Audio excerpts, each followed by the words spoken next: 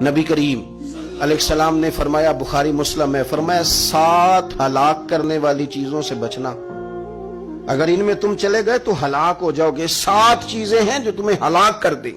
یا رسول اللہ صلی اللہ علیہ وسلم وہ کون کون سی؟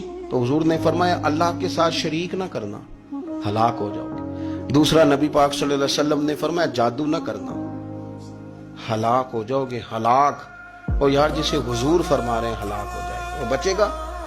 نبی پاک صلی اللہ علیہ وسلم نے تیسرے نمبر پر فرمایا جس شخص کے قتل کرنے کو اللہ نے حرام قرار دیا ہے اسے قتل نہ کرنا، ہلاک ہو جاؤ گے۔ چوتھے نمبر پر رسول پاک علیہ السلام نے فرمایا سود نہ کبھی بھی کھانا، ہلاک ہو جاؤ گے، ہلاک۔ بڑی بڑی دلیلیں دی بینک والوں نے، بڑا سمجھایا تو حاجی صاحب مان گئے، محترم مان گئے، کہنے لگے نہیں جی نہیں وہ کاروبار میں لگاتے ہیں۔ بڑے بھولے والے ہیں ہم، پتہ سارا ہے۔ اور دیکھو سب کاموں کے باوجود مستقل بینکوں میں پیسے اس اکاؤنٹ میں رکھے ہوئے ہیں جہاں سے مستقل سود آتا ہے۔ حضور نے فرمایا نہ کرنا یہ کام۔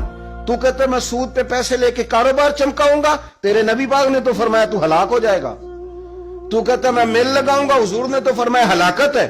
تو کہتا ہے میں بڑا کچھ کر جاؤں گا تو ہلاکت ہے۔ اچھی طرح سمجھ لیں، اصل مال بھی ضائع ہو جاتا ہے اس بندے کا جو سود کا مال ملا لیتا ہے، اصل برکت بھی اڑ جاتی۔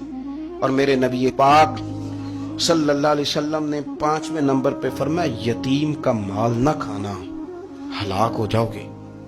اور پھر 6 نمبر پر نبی پاک علیہ السلام نے فرمایا کفر سے جہاد ہو رہا ہو تو کبھی پیٹ پھیر کے بھاگنا نہ، ہلاک ہو جاؤ گے۔